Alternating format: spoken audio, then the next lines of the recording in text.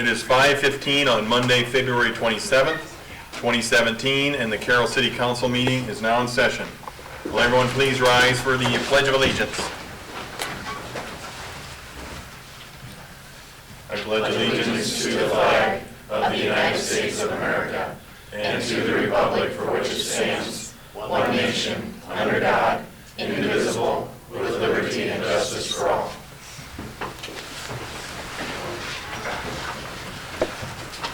Please note everyone's in attendance except Misty.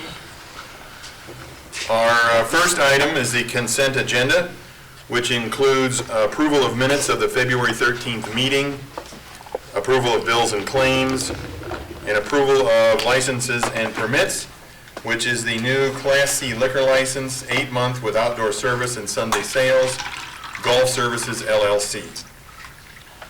Any questions? Oh, go ahead. Motion to approve the consent agenda. Second? There's a motion and a second. Seaman? Yes. Dirks? Yes. Haley? Yes. Cox? Yes. Fleshner? Yes. Motion is approved. Thank you. Are there any oral requests and communications from the audience for things that are not on the agenda this evening? Seeing none, we will move to the first ordinance, which is the water rates. And Randy, please. Thank you, Mr. Mayor. Following your first reading of the water rate ordinance at your last meeting, two changes are proposed to that ordinance. The first was discussed during the last meeting, which was a change in Code Section 92.10 to remove the statement "meter is removed" and substitute "water is turned off." That's a practical matter. The meters aren't always removed. There isn't a necessity to do that anymore, and oftentimes the water can just be turned off. The second change had come up since the last meeting. There appears to be some conflicting language in Ordinance Section 4, which is a paragraph 4 that deals with fees. And it was in the ordinance that you saw last meeting, as it is in the current city code. But that language, the last sentence in that numbered paragraph 4, appears to conflict with some earlier language in the ordinance. So we're proposing deleting that last sentence: "No fee shall be charged for the usual or customary trips in the regular changes in occupancy of property." Just a deletion. Now that second deletion is substantial enough that it warrants introduction of this ordinance, beginning with the first reading and following through with readings of the ordinance. So unless there are any questions, I'd recommend the introduction of the ordinance and the readings, begin the reading process for adoption of the ordinance. Randy, do we have any policy in effect that states when we would go in and remove the water meter? There's no written policy on that. Water meters vary, I guess, through the years, have varied in their capability to read accurately. The meters of today are very accurate in reading and are actually guaranteed up to, I think it's 10 years now, for accuracy.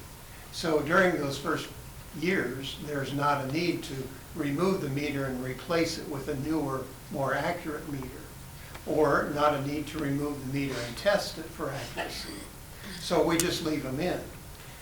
When they get to the point where they need to be either tested for accuracy or replaced because they're either not warranted or they're inaccurate, that's when we would remove them.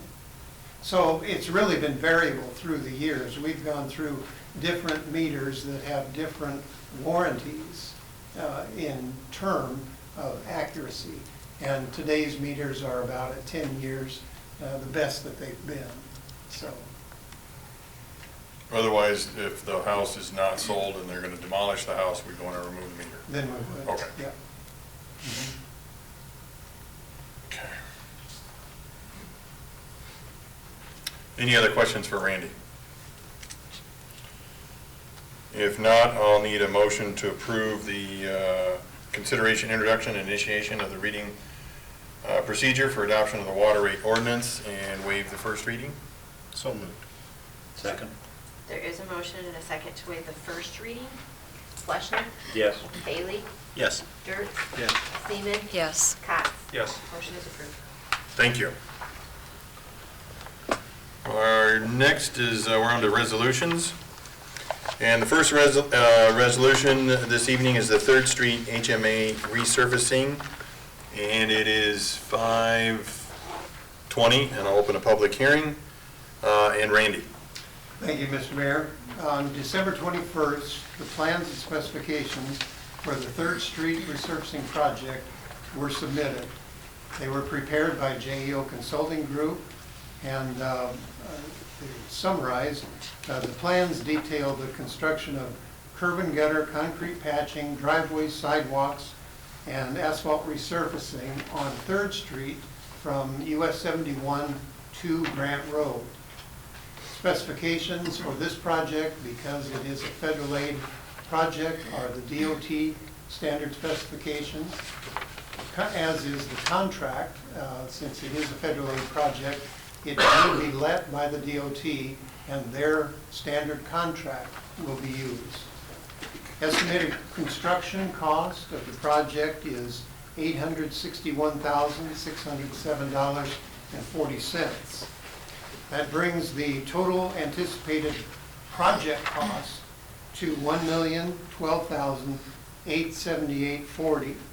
We have budgeted this project from the local option sales tax and our federal grant, which we anticipate to be about $690,000. And as I said, the DOT will be receiving bids for this project. That's scheduled for March 21st. So they get the bids, then they notify you? Yes. Okay. And unless there are any questions, I'd recommend approval of the resolution adopting the plans, specification, form of contract, and estimated cost of the 3rd Street resurfacing. Are there any other questions for Randy? Any questions from the public? If not, it is 5:22, and we will close the public hearing. And then I'll need a motion to approve the plans, specifications, form of contract, and estimate of cost for the 3rd Street HMA resurfacing project. Do we need a dollar figure in there, Mr. Mayor, or not? No. Not this one. Okay. Then, so moved. Second. There is a motion and a second. Dirk? Yes. Seaman? Yes. Haley? Yes. Fleischner? Yes. Cox? Yes. Motion is approved. Thank you. The second resolution is the monument signage project and trail improvements, not to exceed $415,000 general obligation capital loan notes, Series 2017A, and it is 5:23, and we will open a public hearing, and Laura, please. Thank you, Mr. Mayor. We started this process at last council meeting. Tonight is the time for the public hearing to allow a chance for any questions of the public. I will comment that no written comments or verbal comments were received in the office prior to the meeting. As a refresher, this is an item that is included in our fiscal 18 budget, and in order to ask for taxes to start paying for the repayment of this, we need to go through this process of holding this public hearing tonight, approving this resolution, and then the next agenda item, which is what we call the pre-levy resolution, in order to include this in our fiscal 18 tax levy. The notice of the public hearing was published in accordance with Iowa Code, which was within the 10-day period by Wednesday, February 15th. I would entertain any questions, if anybody has any questions about what we're doing in the projects that are proposed here. So the debt will be issued anytime after July 1st, correct? That's what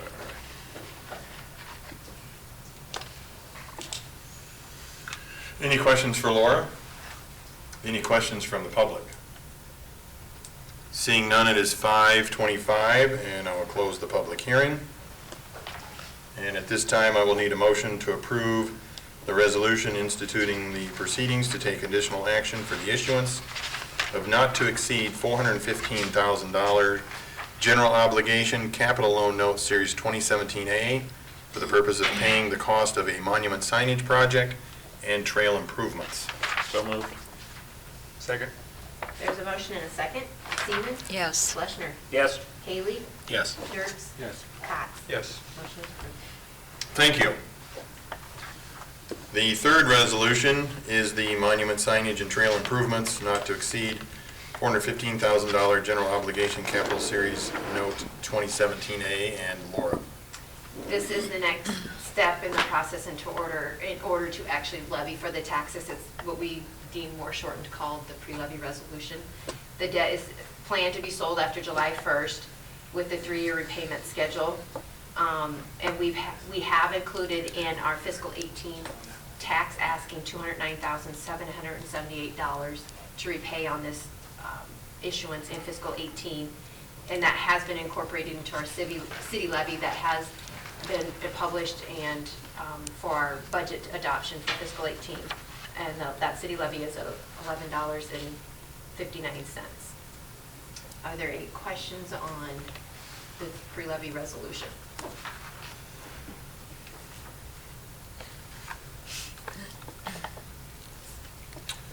Seeing none, I'll need a motion to authorize the issuance and levying a tax for the payment thereof of the general obligation capital loan note series 2017A not to exceed $415,000. So moved. Second. There is a motion and a second.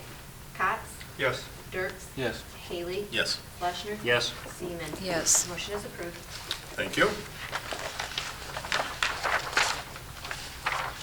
The fourth resolution is the renewal lease agreement for the FFA.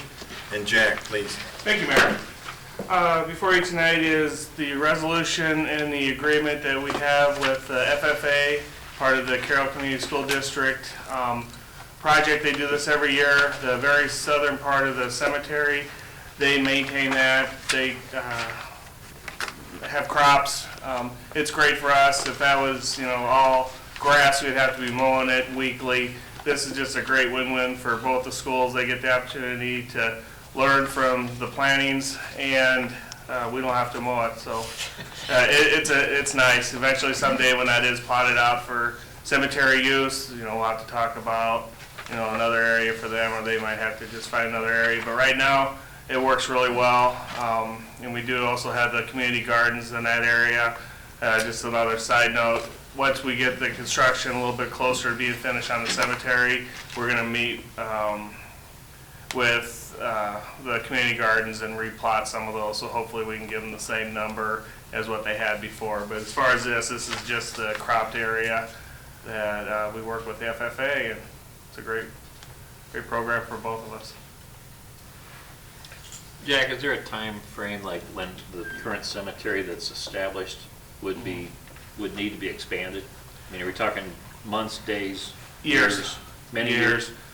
The total area we have right now, there's 19,000 individual plots, and there's 9,000 that are occupied, about another 25 to 3,000 that have been purchased but not used, and then the rest is for sale. But even within that, and in the cemetery where the stoned area, the walls, that area, that's all old city cemetery, and where the black wrought iron fence, that way is all the old Catholic cemetery. That area is really full. Maybe have 1 or 2 spots in between different areas. So that area is getting really full. It's getting harder to find spots unless you go clear up on the top, on the very west side up there, the newer area. And then throughout the rest of the cemetery, that the city, there's spots, do that. So I think you want to wait till you're probably 80% full, because once you open up that south side, people are going to want to get in there, and then you're going to have these areas that aren't being used or sold, but you're maintaining. So that'd be my recommendation. I would say at least 5 to 10 years before we even talk about plotting that other area, maybe longer. Any other questions for Jack? Will the, Go ahead. This, it seems kind of strange to me, the school's already agreed for this, and we haven't, and we're the one that sets the price. Does it make any difference? I mean, I think it's should kind we of be a- first? I Kind don't of a know. known quantity year to Okay. year that we just do it for the dollar to have a. Not that it makes dollar any on the difference, it just contract. seems kind of strange that, I think you want them to approve it, you know, to say, come forward and say, we want to use your facility. Right. And then it's signed, we have an agreement, and you know everything's in place. I'd look more, you know, you have your larger projects, you know, you want them to sign off on the lease before you guys do, in case they want to change it. You don't want us to sign it and then give it to them and say, oh, all of a sudden they want changes. That way they've brought everything that they want to us, then we approve it. and if we had any changes, we'd bring it back to them. Exactly. Okay. Yes. That's it. Any other questions for Jack? If not, I'll need a motion to approve the agreement between the City of Carroll and the Carroll Community School District that will allow the Carroll Area FFA chapter to farm crops of approximately 6 acres of the city cemetery property. So, Second. There's a motion and a second. Dirks? Yes. Cots? Yes. Seaman? Yes. Fleischner? Yes. Haley? yes. Motion is approved. Thank you. The fifth resolution is the street lighting changes, and Randy, please. Thank you, Mr. Mayor. Your policy number 701 includes a provision that permits the removal of mid-block, it actually dictates the removal of mid-block streetlights at a point in time when they have become obsolete or need replacement. We've done a few of those historically since adoption of the policy, but now with the Mid-American Energy LED streetlight conversion project, those lights, as well as others, have all become obsolete. So this is an opportunity to remove those mid-block streetlights that are currently up. We have reviewed the city with Mid-American Energy and found at least 36 mid-block streetlights and have listed those in the ordinance for, resolution for removal. And these represent everything that we could identify from the Mid-American light mapping. They do not include mid-block streetlights that are adjacent to our schools in the original town and first edition. This is primarily in the older part of town. These lights are primarily located at outlets. That's basically where they're at. So with the removal of 36 streetlights, there's a net savings of about $3,331 a year. And that's, of course, the replacement of LED lights is going to boost the street lighting cost, but this is an effort to reduce to some extent the cost of street lighting. So unless there are any questions, I'd recommend passage of the resolution removing those 36 mid-block streetlights. Anybody come forward from the public about this? Not yet. Not yet. Okay. Generally, that happens when the light's removed. Okay. I noticed in between the lights, it's darker than it used to be, but right underneath the lights, it's a lot brighter. Mhm. Yep.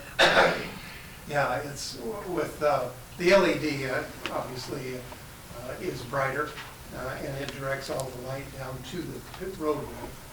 And so, actually, it would make it look darker between the lights. Right. And in some of these cases, your main concerns will be that it'll be dark at mid-block when people are accustomed to having light at mid-block. But that provision was included in the street lighting policy when street lighting became expensive. And it's gotten tremendously more expensive since the adoption of that policy. So this is the opportunity to remove a series of mid-block lights and save whatever we can. Randy, on this list, you have all the locations Some of them have the high-pressure sodium. Are we replacing those on this list? Or is it just, it didn't get changed to LED on that list? But actually- Yeah, it's, what has happened here, everything was, of course, high-pressure sodium, and Mid-American, for whatever reason, didn't start this project in earnest until this winter. And then they threw a bunch of crews at it. So they have already replaced some of these mid-block streetlights that were high-pressure sodium with LED. And now we're asking them to remove the LED fixture. And then any fixtures that have not been replaced from high-pressure sodium. But Mid-American prepared this list, so they have already replaced a lot of LED fixtures at mid-block. Not, I guess, our policy, the city policy, was not on their front burner at the time, until I recognized that they were doing this and called them and said, we got to talk about this. So we will get credit back for those lights that they replaced? Yes. Well, they don't charge us for the replacement. We just get the monthly reduction. So it'll be in the monthly reduction of the So this list is the ones they have replaced? Well, this list is all mid-block streetlights. Okay. Some, the ones that are indicated as LED are ones that they have already replaced. If the lights listed on this listing are proposed to be removed from mid-block regardless whether they're high-pressure sodium or LED. Yes, yes. And we are being charged more for the LED lights as they're put in, as we chose a while ago to let Mid-America do them at their pace, and we'd pay the higher fee. Yes. But they're less expensive to operate. Right. So our, Yes. yeah. Pay me now, pay me later. Guess my concern is we start pulling them out and people complain, do we go and put it back? That was Well, kind of, I can only advise you on the intent of the policy. The intent is to keep The expenses cost of down, street yeah. lighting under control. And when we put streetlights on streets that are longer than 410 feet blocks, which the blocks in the original town are, we space those at 300 to 400 foot intervals. So everyone is getting street lighting since the policy at a 300 to 400 foot interval. Well, these would place, mid-block streetlights place the lights at 200 foot intervals. So we don't do that anymore. So does it meet any type of street lighting design requirements? No, but it does illuminate intersections where your traffic conflicts are the highest. And that's what we do want to maintain that. And even in long blocks, you know, where we've got intermediates, we always light the intersections. And then if it's a 600-foot block, we'd probably put one in the middle, they'd be 300-foot spacings. is this something, I wonder, we could table this item, maybe let the press get it out just a little bit more so we could wait for some feedback from the public before we make a decision on it? Has anyone else got any interest in doing that? Or has Mid-America got a timeline? Right. No, they don't have a timeline. It's apparent that they've already replaced some of them, so. They want us to wait. They're charging away. You're probably not going to get much feedback until it gets warmer and people start walking and things like that. Make a big difference, I'm sure. Yeah, and is that too long a wait? Well, at a minimum, I'd sure like to see this hit our local press a little harder and see what shakes out. When one is removed, no one's notified ahead of time. No. Well, I don't have a problem with that then either, since this is kind of new news for people. And if there's no rush, I'm comfortable with tabling it. I'd sure feel better doing that.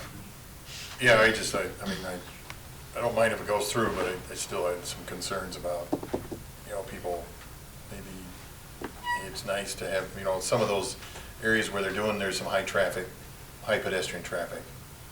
My neighborhood, I don't have that much, but I don't know, I guess if it were my street, I guess people want to say something, I'd just assume give them a chance or an opportunity before jumping on it, but. Well, then you should probably print the locations in. I would think so, yes. Can we at least make that available on our website for? Okay. I move that we table this issue to the next meeting and work to release information to the public so that we can make a more informed decision.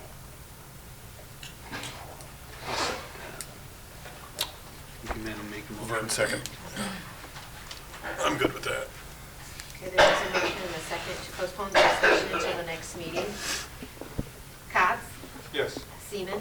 Yes. Haley? Yes. Fleshner? Yes. Jerks? Yes. Motion is approved. Thank you.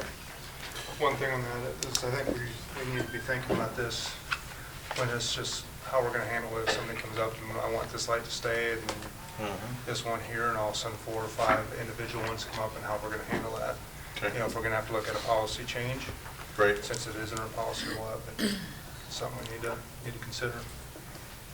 Well, the policy says may, so it leaves it open to our Doesn't discretion. say shall, it says No, may. it says may, so I think we're pretty good, yeah. All right, thank you. The 6th resolution is the New Hope Employment Resources Service Contract. And Laura. A couple months ago, we had received notification from New Hope Employment Resources that they wanted to review our contract. We've been using their services for probably well over 15 years. I know it before I was employed with the city, to do custodial cleaning work for this building here, which includes the library, city hall, offices, as well as the PD. And it's been 9 years since there has been an increase or any adjustment to the weekly fee that we pay. Well, we talked with them and went over the duties. A few duties had been added. And they are asking for an increase from $194 per week to $244.60 per week, which over the 9-year period averages out to roughly 2.9% each year. So I'm asking council to approve the new custodial cleaning services contract with New Hope Employment Resources to go into effect March 1st. Just out of curiosity, how many clients do they have in the staff? They typically bring, I believe, 4 plus a supervisor with them. They bring 2 different crews. One starts and works in City Hall and Library first thing in the morning. They're typically here somewhere between 7:15 and 7:30, and then done somewhere around 8:30, quarter to 9. And then about 9 o'clock, from 9 to 10, they clean in the PD, and I think they also bring a crew of 4 and a supervisor. At $3 an hour without the supervisor per person? To go to the police department? Yes. Come in there? Yes. And they go there, they're there every day, Monday through Friday. Yes, unless obviously our offices are closed or on the base holidays that are listed in the contract.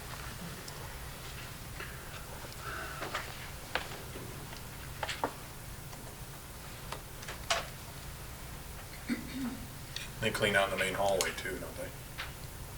Yes. Out there. Mhm. Pretty well win-win. Yeah, I know it's 7:15 when I'm there. They're There. going right at it. They do a Yeah. good job, Yeah. yeah. They're I reliable. like the way through the window. Yeah, yeah. Yeah. Any questions for Laura? If not, I'll need a motion to approve the custodial cleaning service contract with New Hope Employment Resources effective March 1st, 2017. So moved. Second, There is a motion and a second. Haley? Yes. Seaman? yes. Cots? Yes. Dirks? Yes. Fleshner? Yes. Motion is approved. Thank you. The 7th resolution is the juvenile procedure policy, and Chief Burke. Thank you, Mayor. Attached to the agenda, you should find a policy that was created due to an audit that was conducted last week by the Department of Criminal Investigation. They haven't audited us since, it was 5 years was their last audit, and since that time they've created a requirement for all law enforcement agencies have policies regarding handling of juveniles in custody, fingerprinting. We currently do not have one, and so that's why I'm bringing this to you guys here now. We have been following the 232 code, and what this policy does is pretty much just mimics what we currently do now and state law that's required from us. So if you have any questions, we'll do the best we can to answer it. But if not, I would recommend review of the policy and approval for that resolution. Brad, I have one question. Did they require you to run this past them before you submitted it to us? No. So you just did We all just the asked them code the policy. research and everything on your Yes. own? Okay. And I noticed you mentioned that juvenile, youth, several child, they're used interchangeably. Is that how it is in the code also? The Even though code- it all pertains to The code pretty much minors? says juvenile, but that helps when we're talking with DHS, they use child instead of juvenile. Okay, okay. And juvenile court systems intermixes a lot. Okay, thanks. Brad, I see when I read this over, I noticed it says, the wording specifically is fingerprints of a child who has been taken into custody shall be taken and filed. So before they're arrested, they're fingerprinted. Once we take a subject into, and I don't know which section we look at, but when we take someone into Well, custody for a serious misdemeanor and above, we have to take fingerprints. And they don't have a choice. And that's filed available to the criminal justice system anywhere forever. Forever unless it's requested, as you see in the very last Okay. paragraph I of the did see file, if there's a petition made to have that destroyed, Right. it must be destroyed. Okay, And we file everything electronically, so it all goes to the DCI, they're the record keepers of everything. And so all petitions go to them, and they're the ones that purge the file. all right. Then my question is, and you don't necessarily know this, but what about DNA? What happens when an adult and/or a child, is that voluntary? Can they give that voluntarily, or? It's required by It's the required. courts. Anything that's, not all ag misdemeanors, but most aggravated misdemeanors require DNA sampling in all felony offenses. Okay, then Both shouldn't that juvenile be and in adult. this, should that not be referenced in here? I didn't reference it in here because we do not take that. That's all done through the probation offices. So we physically don't take DNA from anybody unless it's through a search warrant or voluntarily given for an offense that we're investigating. So we currently do not have any policy because we just don't do it. We let all the juvenile court and the adult probation take care of that problem. As a youth grows, do their fingerprints change? Yes. And so if you're arrested now and you get arrested a year from now, we're required to take fingerprints again because Okay. there is changes. That's where I was getting at. Scarring, it just changes your, if you look at your hand now, you have your arches and your whorls, and those won't change, but they can expand, or through scarring, through amputation, things, you lose those features, so we have to fingerprint every time. Okay.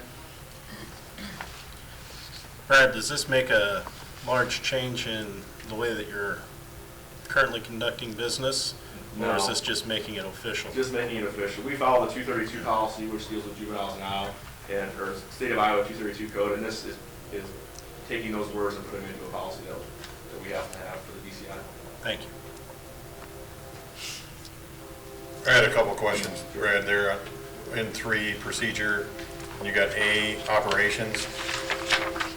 In the second sentence, it says officers may deal with juvenile offenders by outright release with no further action. Who makes that decision? It's discretion, and it depends on the offense. Like the arresting officer or? The arresting officer. So, for Okay. example, a curfew violation. Yeah, Instead of filing a formal complaint, the officers may release subject to their parents and let them deal with the problem. okay. And then in C, and under custody, chapter E there, the officer shall transport to the Carroll County Jail for fingerprinting. Is that the arresting officer that transports them? Yes. Well, it can be either officer, or any officer that's on the scene, as It's long as it's not- someone okay. from our department. Okay. And then right after that, about the Miranda warning, are the parents Mirandized during that? They are not, but we do read a special warning to a juvenile with the parent present unless they waive the right to be there. Okay. That's more detailed than an adult Miranda reading. Okay. Any other questions for Chief? Seeing none, I need a motion to approve the addition of a juvenile procedure policy for the Carroll Police Department. So moved. Second. There's a motion and a second. Dirk? Yes. Seaman? Yes. Haley? Yes. Fleischner? Yes. Cox? Yes. Motion's approved. Thank you.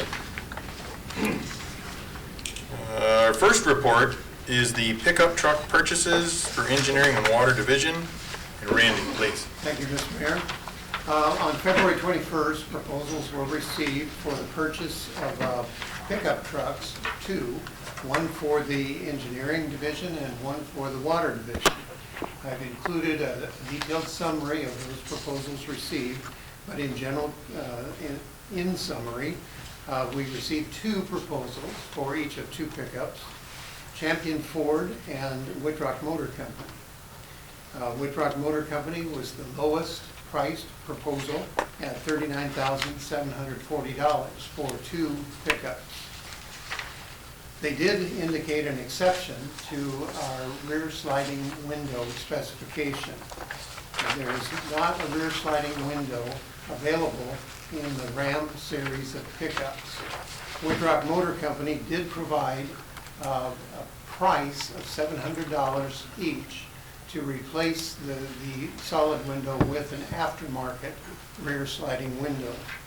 We also brought this to the attention of the Ford Motor Company, or Champion Ford, and they advised us that the value of a rear sliding window in their bid was $384.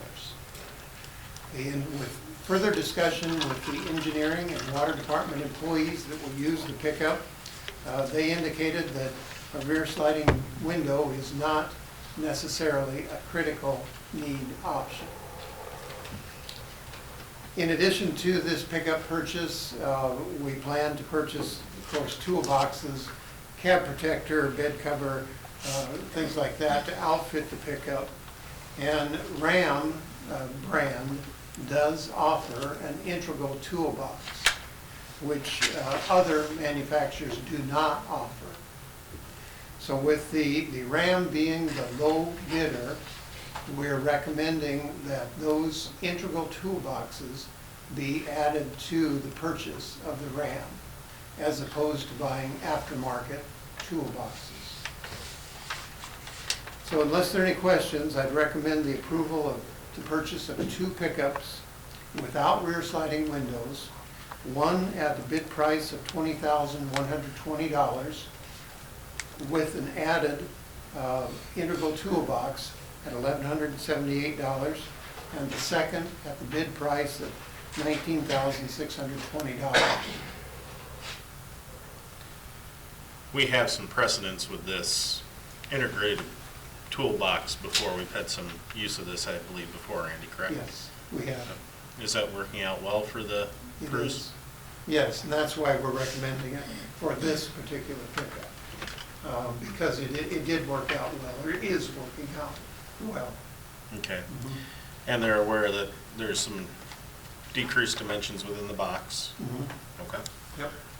And you'll still have to do some outfitting, like bed liners, the other things you had issued in here, or mentioned in here. Those will be handled separately from the vehicle purchase, but you need this done with the vehicle purchase, of course, so you can get the box with the toolbox in there. Right. Thank you. Okay. Any other questions for Randy? If not, I'll need a motion to purchase the two pickups without rear sliding windows from Whitrock Motors at their bid price of $20,120 with an optional integral toolbox cost at $1178. And then the other pickup is $19,620. $19,620. So moved. Got those numbers in there. Attaboy. Thank you to staff for including numbers in our minutes. There is a motion and a second. Haley? Yes. Dirks? Yes. Cox? Yes. Fleischner? Yes. Seaman? Yes. Motion is approved. Thank you. The second report is the medium-duty truck purchase, Street Division, and Randy. Thank you, Mr. Mayor. Also on February 21st, bids were received for the purchase of a medium-duty truck and snowplow equipment for use in the street division. I've again attached a summary of the detailed proposals received. In summary of that, we did receive 8 bids from 3 truck vendors. The low bid was submitted by O'Halloran International for an International 4700 truck with Monroe box and snow removal equipment at a bid price of $149,410.01. Unless there are any questions, I'd recommend the approval of the purchase of that truck from O'Halloran at their bid price. Is this equipment we're already using? Like the Monroe? Yes, we do have some Monroe We already, equipment. and that's working good? Yes. Okay. Any other questions for Randy? If not, I'll need a motion to approve the purchase of a medium-duty truck with snowplow attachment from O'Halloran International at their bid price of $149,410.01. So moved. Second. There's a motion and a second. Stephen? Yes. Dirk? Yes. Pat? Yes. Haley? Yes. Fleischman? Yes. Motion is approved. Thank you. Our third report is the bid opening, 72-inch front mount mower golf course, and Jack. Thank you, Mayor. On February 20th, we had a bid opening for the golf course out at the mower. We received 2 local bids. Readers Red Power from Carroll, they carry Kubota, and Van Wall out of Urbandale, that's John Deere. And the low bid was Van Wall, $19,125. This is a budgeted item in this current budget. This is just part of our replacement program we have with our mowers. We typically like to trade them off around $2,500. This one had $3,000, but we're comfortable with the bid. We did budget $15,000. This is a lot of times when we do our budgets, it's 18 months earlier when we come up with our prices. But with this, we had a mower earlier this year that we bought when we were looking at the fairway mower. We had the large one we talked about, a 121-inch. We decided to go with a 100-inch, and that was quite a bit under what our budget was. I think we budgeted $45,000, and the mower came in the $20,000 range. So we have plenty of money to absorb the $4,125. And this did meet all the specs. We spec'd out a 2-wheel drive mower, and that's what the John Deere was. What about the other unit bid, Jack, the Kubota? Yep. Is it 2-wheel drive also? Nope, that is 4-wheel.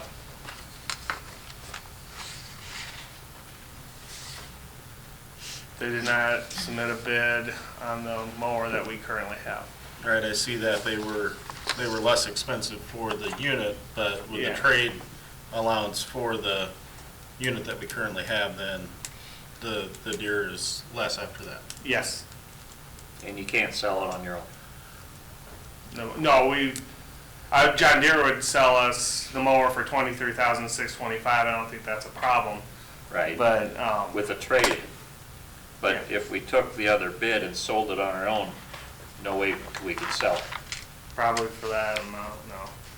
I mean, yeah, we could try. We've never done anything like that. So sometimes in the past, other departments have needed the mower. For instance, Randy out at the water treatment plant, or wastewater, I'm sorry. But at this point, we wouldn't recommend trading for that mower. My concern is if they don't offer a bid, would we be able to sell it? That's my You got question. you got If somebody they at least see- willing to take it. I'm, Yeah. Yeah. I'm assuming then that we've considered that and it's Right. it's not viable or not Yeah, reasonable to expect we could sell it. right. Or get $4,500 for it. 4,500 That's the is main pretty thing. good for $3,000. Let them have it. From a guy that sells them. So you're not interested in buying it, is what you're saying? Negative. Not for $4,500. I was interested in the fact that for about $2,000 less, we could buy a four-wheel drive unit, but we don't need four-wheel drive, and then we subject ourselves to the potential for more repair, more parts, et cetera, so, yeah. Any other questions for Jack? If not, I'll need a motion to approve the bid from Van Wall Equipment, Urbandale, Iowa, for the final cost of $19,125. So moved. Second. There's a motion and a second. Dirks? Yes. Haley? Yes. Cox? Yes. Seaman? Yes. Fleischner? Yes. Thank you. I trust everyone has read the committee reports and monthly activity reports. I would like to thank the Chamber for another successful Hoop It Up weekend and congratulate Kemper for a trip to the state basketball tournament in Des Moines. Good luck. Any comments from the council? If not, we need to move to the work session. I see Susan is here. Laura, do you need to start, or when you get an opportunity? Suzanne Gerlach with PFM is here tonight to go over some information you had received in your agenda packet, and she also has brought printed copies for you. I'll let you take it over, Suzanne. So, working with Laura and Mike, we have put together some options for potential future bond issues related to various projects that the city has need for. We came up with 4 basic scenarios, and we ran them 2 different ways. The tab 1 has 4 different scenarios for kind of a 20-year bond option. So some of these project numbers are rather large, so we wanted to look at what it would be over 20 years, to do bonds over 20 years. And then the question was posed, what if we looked at 10-year bonds? And so we did the same 4 scenarios as 10-year bonds. And because this turned into a lot more scenarios, we put together, thank you. We put together a summary, and thank you, Mike, for suggesting that's a good idea, to put together a summary of all of the different proposals. And so I think we'll start with the summary, and then we'll kind of talk through the different scenarios, what's different, kind of the considerations for each, and then maybe we'll go back to the summary as kind of a reminder and have, and please feel free to jump in with questions as we go. So the scenario 1 is the, basically within the current debt service levy of $1.28, what's the capacity if the city were to issue 20-year bonds in 2018? And in that case, it could do $9,315,000. That's the par amount of the bonds. Then once you back off the cost of issuance, that leaves construction proceeds of around $9,150,000. And then we kind of laid out total interest cost. These are 20-year bonds, so remember municipal bonds are going to price over the yield curve, with year 1 at a different interest rate, a lower interest rate than year 20 being at the highest interest rate. So total interest rate over 20 years, $3.7 million, and total debt service when you add the par amount of the bonds plus the interest, total debt service of just over $13 million. And that's all within the current tax rate of 128, okay? And then we thought, well, okay, so then scenario 2, flip into my cheat sheets. Scenario 2, if we did 2 different bond issues, and these are more project specific, where if we were to do $9.7 million in 2018, come back and do $9.6 million for projects in 2021 and break up kind of over a couple different years to generate enough for $19.3 million of projects. And if the city were to issue 20-year bonds, remember when I'm structuring these bonds, I'm taking into account existing debt service and what we have for current taxable valuations and what we're kind of projecting for growth. And in this case, in order to issue bonds to produce the $19.3 million over the 2 issues, that would require a maximum tax rate of $2.32. And that's total debt service of $29.2 million. And it was requested that when we look at any sort of a tax increase, that we look at what does that mean for the average residential homeowner. And I don't remember the number off the top of my head, but is it 75,000? Does that sound right? We assume that the average 100% value for a home in the city of Carroll is 125,000. with the taxable rollback applied to it, which is 56.93% currently, which would yield a taxable value of $71,174. So with that tax increase, the average homeowner would pay roughly $74 per year. Is that, I'm going to go through this quick and then we'll go through a little more detail. So, and then scenario 3 was if we did all of those projects, then, and so instead of doing 9.7 million, 9.6, if we did all of those projects in 2018, there's a little bit of savings in the cost of the project because we don't have to wait for that construction inflation. And so if we did them all in 2018, there's roughly not quite $2 million, $1.9 million of savings just in construction costs. But, and the tax rate in this case is actually a little bit lower than breaking them apart to $2.23. So that is that's primarily driven from the reduction in the cost of the construction. And that's roughly $66.90 per year for the taxpayers. And then scenario 4, which I have to flip back to my sheet, is, so what if we issued bonds in 2018 and 2021 and stayed at that 128? So what's the capacity within the current $1.28 tax rate? And if we were to do an issue in 18 and then an issue in 21, I'm saying that we can do $12.5 million of projects. Which is, as you can see, a little bit more. If we waited and did a smaller project in 18 and came back and did another project in 21, you can get the 12.5 at the 128 versus the 9.15 if you maxed out today, the 128. Does that make sense, everybody? Okay, and then, so the 1A, 2A, 3A, and 4A are if we shorten all of those bonds from 20 years to 10 years. So these numbers are, these are hypothetical. I know the press is here, and so these numbers are hypothetical. These are if we were to do 10-year bonds, and this isn't necessarily a recommendation. This is to show you 20-year bonds is this tax rate, 10-year bonds is this tax rate, and then we can have a fruitful discussion on where the right tax rate is for the city. So for 10-year bonds, for a 2018 issuance within that 128 tax rate, $6.3 million for projects at the 128. If we were to do the two kind of project funds, the 9.7 and the 9.6 in 2018 and 2021, that is $3.60 maximum tax rate, and that's roughly $165 per year for taxpayers. And to do all of those projects, again, to get that savings, on the projects, the 17.2 million, that's actually going to be 367, which in this case is the reverse of the prior. It's going to be a little bit more expensive because of how we're having to structure that bond, because we don't have quite as much capacity. We're wrapping around existing debt. We have to push principal back a little bit. And so because of the structure of how that works out, it actually ends up being a little bit more costly if we're going to do shorter bonds. So that's 367, which is roughly $1.70 per taxpayer per year for residential taxpayers. And scenario 4A is what is the capacity at the $1.28 to come and issue in 2018 and come and issue again in 2021. And I'm showing that that's going to be roughly $8.5 million. Okay.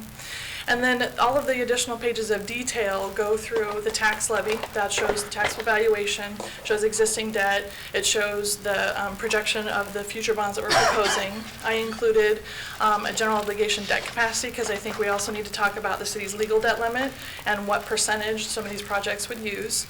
And then I have the preliminary structures of each of the bonds. So I don't know that it's going to necessarily make sense to go through all of them. So I don't know if there's, maybe if you guys have thought about some that you're leaning towards or that maybe we want to discuss in more detail.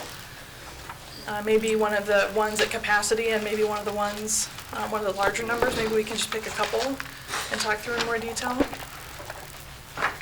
Anybody have any thoughts? I got a lot of questions, but I don't know.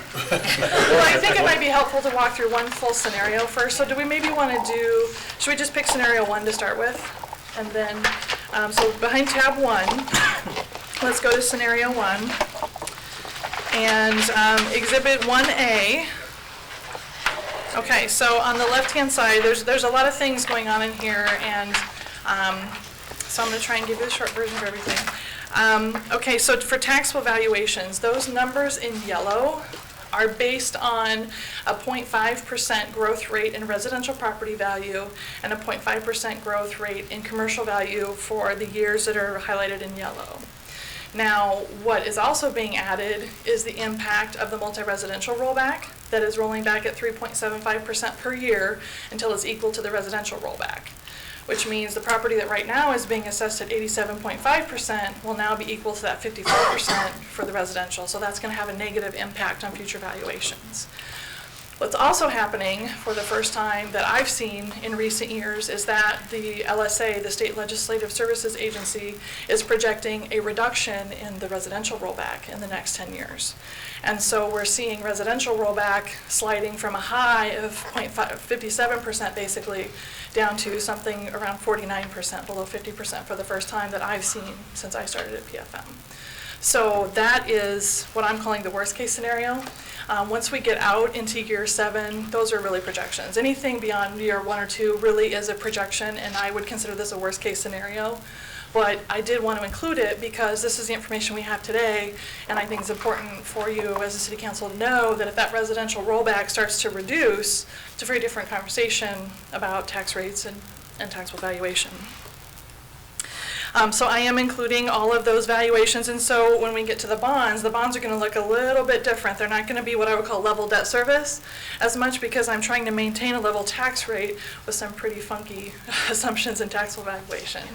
So when we were actually go to issue bonds, we'd probably want to draw a little bit more of a line in the sand and go with what we know today and pick a structure that works for the market and works for the city. But for the scenario's sake, I'm just structuring the bonds to be $1.28 until for the life of the bonds. Does that make sense? Okay, so this includes the $1.28 as the debt service levy, which is roughly $665,000 per year for taxes. This includes, this does assume in those years that there's an extension of the local option sales tax. Currently, the city puts anywhere from, in fiscal 18, the budget will be $379,000 towards debt service from the local option sales tax revenues. We back that off a little bit to $374 in future years. And so when you see the change in color, so in this case it'd be fiscal 24-25, that purple box, so that's a year that we need a vote to extend that. Currently it sunsets after 10 years. And so it does assume then the blue would be another extension and then the purple would be another vote year to continue to extend that. The Ashwood TIF, there was some debt related to the Ashwood TIF back in 2006. That TIF cash flow wasn't necessarily cash flowing, so I would say it's paying back the debt service fund now. That debt has been paid off, it's matured, and so the TIF is now paying back the debt service fund, so that's what you'll see that TIF revenue being transferred in that's generated from that TIF district back into the debt service fund until it expires. We are not including any other sources in fiscal 19 and going forward. Just to be conservative, I know there's been a lot of talk about that state reimbursement, the credit that the state is giving for a backfill for the commercial industrial rollback that it implemented. It was appropriated for fiscal 18, so that's the good news. We don't know what it's going to be for 19 and going forward, so we've just decided not to include it, just to be safe. And then in the blue box in the middle, the dark blue, that's the outstanding debt. The 15A is a refunding series, refunding of the 2008 bonds. The 16, the 16 will mature in 18. It's one of those years where we did a 3-year note. And then the 16B that we just did matures, was that 2024? And so we do have the yellow is the 2017 that you just held the pre-levy hearings for tonight. That's going to be a 3-year note for projects identified in your capital improvement plan in the 18 budget. And then the green box is the proposed bond. So this is the 2018 bonds. This is the structure that I'm proposing based on maxing out the 128. And then the fiscal fees related to that. Any questions on the debt service levy tax analysis? So some of that money from those other issuances, we could use that to pay towards what we would take out in the proposed GO. So, yeah, so you see that green box, how the numbers Right. get really big after that, basically the 299 goes away? That's exactly what I'm That's doing, where is you're I'm getting that wrapping money. around. The That's what I wrapping call around, it. okay. Yeah, that structure is what I'm calling wrapping around the existing debt to maintain that level debt service. And that's where we have some of the constraints for some, like this, I don't think I could get to 20 years here, I think I did 18 years.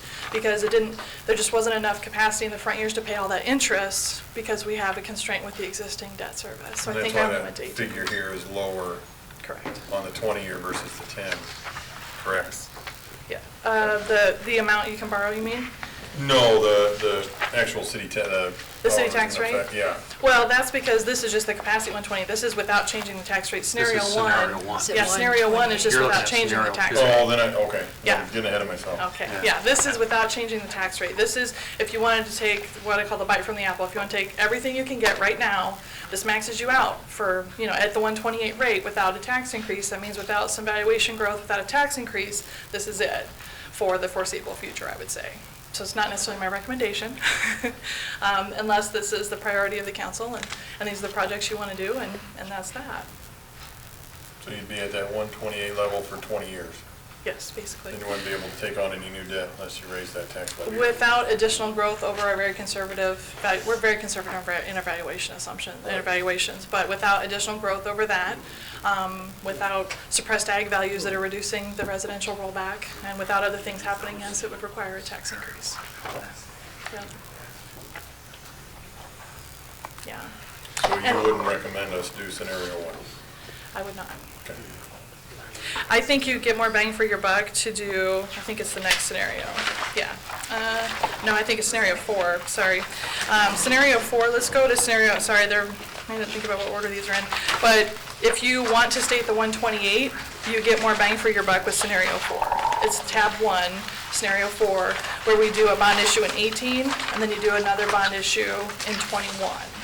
So if you really want to stay within the $1.28, I think you get more bang for your buck here. And I like this scenario better because it gives you the opportunity to wait and see what happens in valuations between 2018 when you come back in 2021, and you're going to probably even get more bang for your buck in 21 without necessarily taking all of it today. So if we flip to Exhibit 1B for scenario 4, you'll see the 128. There is a few years in the middle here where the structure gets a little bit goofy. Again, these are 20-year bonds, so I don't know that I would even recommend 20-year bonds because I think you give up some of your future capacity for not very much bang for your buck today. I think that if you were to do something, and I don't know that 10 years is necessarily the answer either, but I think if we could find the sweet spot between 12 and 15, I think that you're not committing yourself for long-term, but you're still able to get enough money to do some substantial projects. Yeah, that's what I was talking with Mike about. Yeah. At 20 years, you're kind of tying the hands of future councils and future growth. Mm-hmm. You do 10 years, you might not get a whole lot of return for what you want to see done. It is really about finding the Or sweet it's going spot. to take it longer, yeah. It really is about, and so what these scenarios are intended to do is to give you the ditches, right? This is 20-year max, this is Yeah. 10-year as short as I'd go for these large Right. projects. So finding somewhere in the middle that makes the most sense, and based on, once you actually talk about, are you picking a tax rate or are you picking projects? Because that's really what I think you're deciding here tonight is, are we picking a tax rate and we're working with what we have? Or are we going after the projects and managing the tax rate the best we can? Yeah. And that's what I think the distinction is between the different versions of the scenarios you're seeing tonight. Is if I'm picking a tax rate, if I'm picking $1.28, I can do it 2 or 3 different ways. I can do all of it right now, or I can do now, some later, or am I going after the projects? And then the tax rate just is what it is. And so that's where I think that's, I don't know, I don't want to speak for Mike and Laura, but I think that's the intent of the discussion, is to say there's kind of two schools of thought. It's one or the other, or it's finding the right combination of both. So, now for Exhibit 4, for Scenario 4, this is where you can see these are still 20-year bonds, and so there's some goofy structure going on because I'm constrained until I'm basically, until the 2015 mature and that 2016 B mature, I'm really kind of got a tighter limit on that $1.28. So the 20-year bonds are really putting a stretch if we want to stay within the 128. Now the 10-year bonds, I don't know, is it hard to flip back and forth? I don't know. If That'd be scenario 4A. Okay. Yeah, I was going to say if we flip all the way 4B. back to the very back of the book, 4A, just to show an example, all the way back to the back of the book. 4A, and maybe it's even better to just go back, let's go back to the summary table rather than flipping scenarios. I think once we talk through the tax analysis and the assumptions, I think we can really go back to the summary page. It needs to be easier to talk from the summary page. Because I really think it's about construction proceeds, because if you look for scenario 1, the $9,150,000 you get for 20-year bonds, that's maxing out. You get $6,340,000 with 10-year bonds, still maxing out. So to me, I would lean more towards the 10-year bonds or something closer to 10-year bonds, because you're not getting enough bang for your buck to go out 20 years. That's what that tells me, just conceptually speaking. Now, if I look at scenario 4, then the 20-year bonds, I'm getting out $4 million more. So maybe if you're going to break it up, you can go a little bit longer. That's what that tells me. If you're going to break it up, you can go a little bit longer. So that's kind of how I look at these to kind of weigh them, is to think about, if I'm going to go out 20 years, I want to make sure I'm getting a lot more project fund for it. Otherwise, I'm just paying interest. I don't want to give up my project funds and interest costs. That's what I mean by finding the sweet spot. Right. And so depending on if we're talking about a tax rate or if we're talking about projects, that's where I'm saying, you find that sweet spot. And so, and I don't know, Mike, or if you want to jump in and kind of talk about what some of the projects are in the bigger numbers, that might be helpful to kind of talk about the other version, since I've talked about the 128. Yeah, and I mean, I think the council knows pretty well. I mean, we have the big projects of the City Hall library project, we have anticipated in here $5.6 million. The Rec Center East Side Addition, that's a $1.8 million project. The street maintenance building in bonding dollars, because we have other funds identified for that project, that we have $1,933,500. Fire engine replacement, that's $375,000. Now those projects, in any of the scenarios, were initial projects we were proposing to do right away.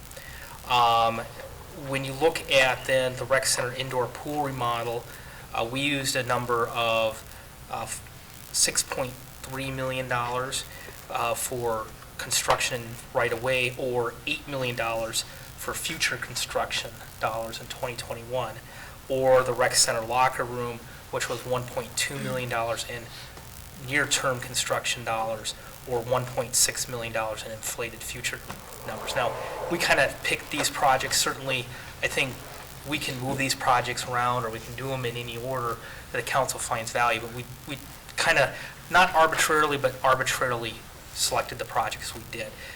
Certainly with the Library City Hall project, just to highlight on that, $5.6 million. That is based on the idea of, it's a $7.6 million project on concept day, which right now is the approved concept that the council has approved. Now I know there's discussions of how do we lower that, and is there a different project we do, but we went by what the council's on record at this point, and then a $2 million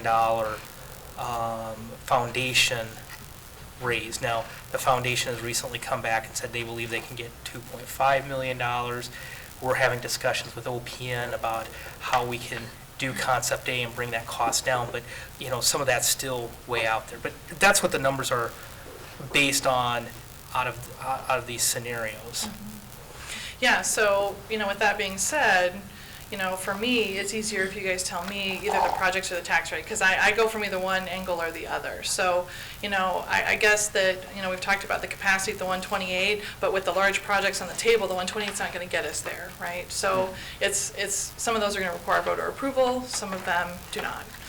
So that's where, if you want to set priorities and you want to tell me what you want to see, then I can turn this into something that's maybe more workable and maybe give you a decision. But this is to start the discussion to say, this is what you get for your 128, which is considerable. The 128 in Exhibit 4, Scenario 4, gets you $12.5 million. That's going to go a long way for some of those large projects. Now, but if I'm going to give up $19 million of my debt service levy for 20 years, is that really the right ratio? Or maybe do I try to go to something like, closer to a 2A where I'm only spending basically $4 million in interest. I'm paying $9 million in interest for that versus the $4 million in interest. So that's where you just have to weigh it and figure out what's the priority of the projects, and honestly, what do we want to communicate with voters to get their approval, and what's the comfort level for them as well. That's what's key.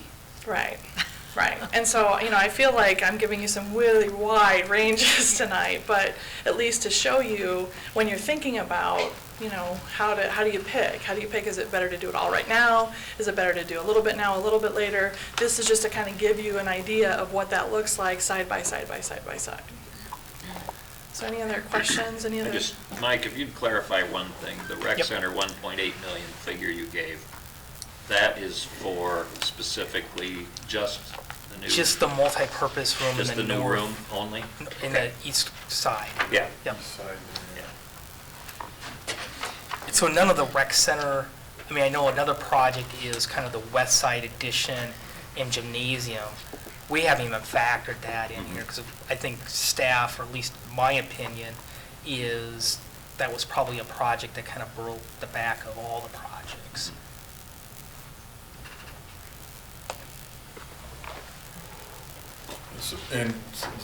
So I got it, all of these scenarios, keep the debt levy at 128. No, the maximum tax rate is listed in the table. We added that in as the column just before the impact to the taxpayers. If there is a number listed on the estimated impact to taxpayers, that means there's a tax rate increase associated with it. Suzanne, do you have another copy of this book? Oh, yeah. I Yeah, got, mine, I got, well, I printed mine off, so mine Here. isn't colored, but. no, I got 2 sets. Well, there Yeah, was too. changes from what was in the packet, and what's in this. Oh, Oh, there are? But not this one. No, the only The change, summary hasn't was changed. the The second summary- column. My own. Oh, yeah. Has the summary changed? Yeah. Yes. The summary Summary did page change. changed. Yes. Oh, it did? Yes, the Oh. summary, We the only added- thing that changed on the Oh. summary page is I added the maximum tax Oh, rate. I So if you added have that your in own. myself. Oh, there you go. I added the increase, Laura the and I were maximum talking, and I'm debt like, we service should probably increase. add the maximum tax, so that we Yeah. did add that in because I we know, felt that. when I was Gotcha. talking to Mike, I Yes. did some of my calculations, Yes. and what you have over there is similar to what I was calculating. Yes, Anyway, so yes, that's just this page with what I scribbled on mine, okay. yes, So- correct, I But- see it now. correct. But to answer your Yours is question, more organized than mine. 1 and 4 and 1A and 4A keep the debt service levy at the $1.28. Right. Where 1 and 3, or 2 and 3, and 2A and 3A would result in an increase in the Increase of debt that service levy levy. rate, yeah. So when I go through and I think about if I want to maintain 128, I get the most project fund proceeds out of my $1.28 with scenario 4, right?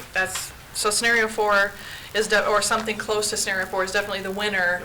If I want to stay at the 128, I get the most projects for my money out of the 128 for scenario 4. Now the rest of it,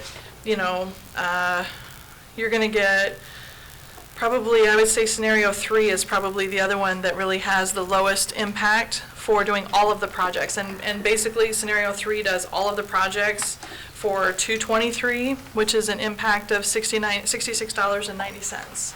So that's the lowest cost to the taxpayers to do all of the projects. And that speeds up some of the projects, and so I don't know if that's a consideration, but sometimes, if you're gonna bid all those out, or if you have staff that are gonna be working, sometimes there's a capacity for how many projects you can do at one time. So that's another discussion, so.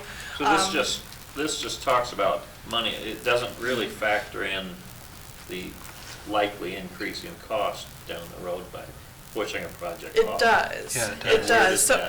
does So if you look at, so scenario 2, right, has the 9.7 and the 9.6. Okay, Those are the same exact projects as scenario 3, only they've got inflation added to them. okay, thank you. So, yeah, so it's basically the 21 projects are more expensive, and if I did them all in 18, it's almost $1.9 million cheaper. What'd you use for that rate? 5% 5% increase on construction rate? annually. Okay. Now, and 5% we think is a good construction increase. In scenario 4, in current year dollars, you'd have to subtract about $1 million off your 2021 issuance. So you're only going to have in current dollars about $6.5 million. Say that again. So in scenario 4, again, it's a scenario trying to just keep the debt Oh, I service see. levy Right, flat. I get that. All right. The 7.5, really in current dollars, is probably closer to 6.5, Yeah, I see what you're $6.5 million. Yeah. So, yeah, so 7.5 tomorrow is something less today. I'll tell you what jumps out at me on that one, on scenario 4, is the interest is almost double, but your construction is not double. And that's what I'm talking about, finding that That's a sweet spot. penalty of waiting. And that's where I would probably not recommend going a full 20 years, but to find where that makes the most sense, even though you're paying more Well, interest. in scenario 4A, it triples the interest. For the interest, That's the oh, yeah, 10-year. true, oh, yeah, the 20-year versus the But 10-year. you're asking for different money though, But too. it's only Well, I'm 8.5 just, million I'm just Right. giving you what's available at the $1.28 in those scenarios. And, yeah, the interest, absolutely, you're gonna pay more. The longer those bonds are outstanding, the higher the interest rate, cost, for sure. And For the sure. higher the construction costs are going to be for, I mean, Delayed. when you think about big projects, small projects, farther out you push the big projects, the more expensive they're going to be. Interest rates will be going up too. We got to find balance, is what you're saying. Right, exactly, exactly. And so I just thought this would be a, these scenarios will at least give you an idea. Oh, this is wonderful. Okay, This is good. wonderful. It's I it's a got- lot of information. It is. I got a difficulty in this scenario. I'm having a hard time. Okay, All right, scenario 2A, mm-hmm, 2018 uh-huh, and 2021. You look at those numbers, tax impact, 125 and 39. yep. Okay? Can you Yep. go up to scenario 2, tax impact 33 and 40? Okay, why does it go from, let's say, $33 to $39, and the other one goes from 40 to 125? Because. And also the same, on scenario 3, on both of them, And remember, 66 to 170. I'm having a hard time with that. it's all about the structures, because there is existing debt service through 25. So if I shove that schedule up to do a 10-year schedule, I have to push principal back. Well, let's go look at them. Let's Yeah, go look that's at what- the actual bonds. So we were talking about 2A, or I'm sorry, No. 2, was it 2 versus 2 versus 2A. 2A? So the bonds in, I got to give me this. so let's look at the Secretary. actual bonds. So the interest rates range from 2.16% to 4.37% on, Where you at? are we under scenario Scenario 2. 2? And then go to 3B, which is the actual bonds. And we'll make sure I did my math right. Okay, so we'll have to look at the actual bonds to really kind of figure it out. Let me see if that's right.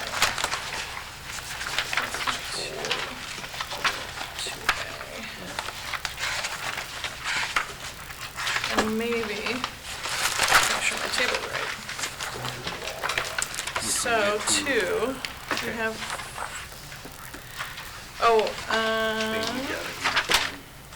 I think that's kind of what I was talking about, you taking the principal from the other ones and using that to pay yeah, off. and remember that I'm also going to structure, when I'm looking, so when I structure these bonds, if we're jumping to a tax rate, I'm jumping to that tax rate right away.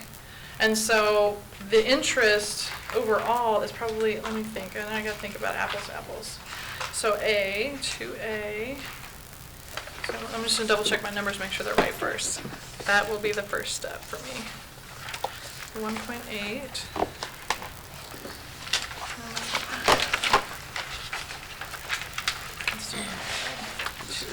Sorry, I'm just making sure my numbers are right before I start.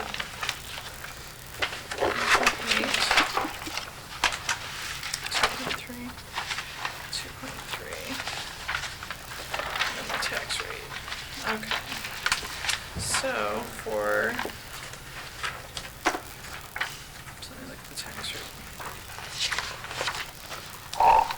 So my tax rate goes to 233. This is 2. This one, 2. I'm trying to get back and forth here.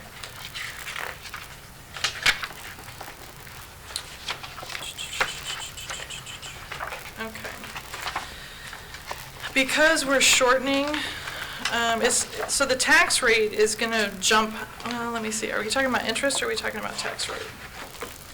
So the tax impact, tax rate would have to go up because Because we're you're shortening. shortening the amount of Yes. time. So, yes, and so in 2A, we're paying back all of these bonds. What do we have? 9.2. So we have $16 million or $17 million of bonds we're paying back in a 10-year period. My tax rate has to go up to $3.60, basically, to pay for those bonds in a shorter period of time. And so, because we're doing such a large amount of debt in such a short period of time, the actual impact to the taxpayers is going to be higher. It's going to be $1.65 because it's 10-year bonds. Now, we can certainly make that 15-year bonds, and it's going to have lower interest costs than, say, scenario 2, goes over 20 years. But the reason that you're paying more interest, but that's the mix of finding how much you're paying in interest versus your tax impact. It's a trade-off. Because you have to extend the bonds to reduce the tax rate, but you pay more interest to do so. And so you don't get it both ways, unfortunately. If we want to shorten that debt, you have to pay higher annual payments, which means a higher tax rate. But your interest is, on 2A, is less than half, right? So you're paying half the interest, but your tax impact is more than double because you have such a short period of time to pay those bonds back. And that's what I'm saying, the larger the bond issues, 20 years probably may not be the answer. Maybe it's 18, maybe it's 15, maybe it's 12. Might not, you're still not? Well, you have one in here at 16 that. years. I can't remember which one. And it's probably one of them where I One of just the couldn't earlier do, ones, yeah. it's probably one where some of them it didn't make sense to even go 20. I couldn't get to No. 128 in 20 Yeah, years. yeah. It's just you're paying too much in interest. I couldn't even put principal and stay within the 120. Because Even if I did she zero just said we're principal, I paying couldn't less stay within the interest, but- 128. Right. So I had to shorten it No, enough. I thought it Yeah. was good. Yeah. Yeah, it's Yeah. good. This other debt around it, we have existing debt. We already have. But Wrapping, and that's what complicates. when we go short, though, our Because we already have debt existing service on is our current so tax levy. huge. So Yeah. in a 10 Yes. years. And we have period, other you factors have that can drive up our levy. impact Yeah. on the So existing when debt. we're talking about increasing our debt service levy, and we go aren't you gonna up, we may continue have that other existing things debt that one work, time? like employee No. benefits, No. the There are insurance, Projects that are coming. state equalization can Well, what about affect, I don't know, Then all it's this gonna be stuff. like that. Yeah. Then it'll be more. Yeah, and that's a good point, Carolyn, is that this is just the debt service levy tax rate Yeah. portion of the city's overall tax rate. So this is one piece of the city's overall Right, tax that rate. falls off. Those So- are the current projects that will be falling off. Right, over I get time. that. Because Yeah. I personally, I don't think But people what I don't understand want is why is it peaks triple and valley. Right. And they would rather have This amount. something pretty stable, because they're That's what looking I at don't their consolidated levy also. And whatever's going on with the rest of the taxing entities impacts that consolidated Correct. levy. So And it's that's up what here. we'll be taxed on. So, Isn't it? you know, and that's, But I have 20. that's what, I mean, we have So to we're think about the structuring context this within 20-year which we are issuance that we're operating paying a little when bit we of make principal these early, decisions about, and then just as you slamming have, it the on unknowns principal and again. so on. But no, you have put together a lot of We're here. super I almost have information. no years. I absolutely am in love Right. with the summary page. You can thank Mike for that, it was super Yeah. detailed, and I just took and ran with it, so. Tie together of The everything. amount Well, of- we got to more scenarios, I think, than we originally started with, and so he thought it would be very helpful just to give you and you're right, in order to have a discussion about it, rather than flipping in the book, which is an awful way to have a discussion about these So I'm doing the projects, same thing is to just put a here. summary and just, This last and again, it's all Oh, yeah. weighing projects and Well, tax we'll have to rates. prioritize. Yeah, I mean, you can get quite a bit done in your 128, but it's not gonna get everything done. Right. And so, Just you to- know. I'm trying to understand it, but it just, it's such a variance. That's what I don't. Laura, It's what's our taking max peaks and valleys off. debt service levy rate that we've ever had, do you know? Oh, that we've ever had, it was Yeah. over $2, like It's $2. been over $2. It was just over $2, 2.02 maybe. 08, 09, it was $1.95. Yeah, I brought, And the year before that was over $2. And something dropped, well, we restructured probably some of them, but what dropped off, do you remember? And then I We- have to look. we dropped off the emergency, the 27-cent emergency portion of our levy when we had this big state equalization order Okay. in 13. Yeah. So any other questions? I don't even know if I'm going to ask this right or not, but I'm going to try, okay? Okay. Perhaps to wrap our heads around the variance on in the impact to taxpayers. Because that seems to be where your question's at, is that correct? Yeah, the estimated annual tax impact. Can you extrapolate that out into a consolidated amortization schedule of all those Oh my stinking gosh. things? Yeah, I know. Well, I can't even wrap my head around that.